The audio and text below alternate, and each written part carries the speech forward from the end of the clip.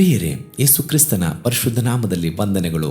ಈ ದಿನದ ದೇವರ ವಾಕ್ಯ ಕೀರ್ತನೆಗಳು 103ನೇ ಅಧ್ಯಾಯ 2ನೇ ವಾಕ್ಯ.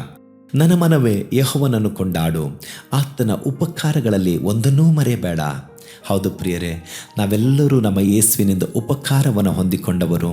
ನಮ್ಮ ಜೀವಿತಗಳನ್ನು ನಾವು ಹಿಂತಿರುಗಿ ನೋಡುವುದಾದರೆ ಎಷ್ಟೋ ಉಪಕಾರಗಳನ್ನು ಯೇಸು ನಮಗೆ ಮಾಡಿದ್ದಾನೆ.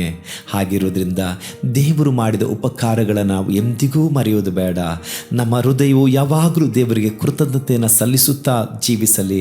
ಈ ದಿವಸವೂ ಸಹ ದೇವರ ಉಪಕಾರಗಳು, ದೇವರ ಸಹಾಯಗಳು ನಮ್ಮ ಜ್ಞಾಪಕಕ್ಕೆ ಬರಲಿ. ನಾವು ಎಷ್ಟು ದೇವರಿಗೆ ಕೃತಜ್ಞತೆಯನ್ನು ಸಲ್ಲಿಸುತ್ತೇವೋ, ಎಷ್ಟು ದೇವರ ಉಪಕಾರಗಳನ್ನು ನೆನೆಸುತ್ತೇವೋ, ತಿರುಗಿ ದೇವರು ನಮ್ಮನ್ನು ಆಶೀರ್ವದಿಸ್ತಾನೆ. ಈ ದಿವಸ ನಮ್ಮ ಹೃದಯವು ದೇವರಿಗೆ ಕೃತಜ್ಞತೆ ಉಳ್ಳದಾಗಿ ಕೃತಜ್ಞತೆಯ ಯಜ್ಞವನ್ನು ಸಲ್ಲಿಸುತ್ತಾ ಜೀವಿಸೋಣ.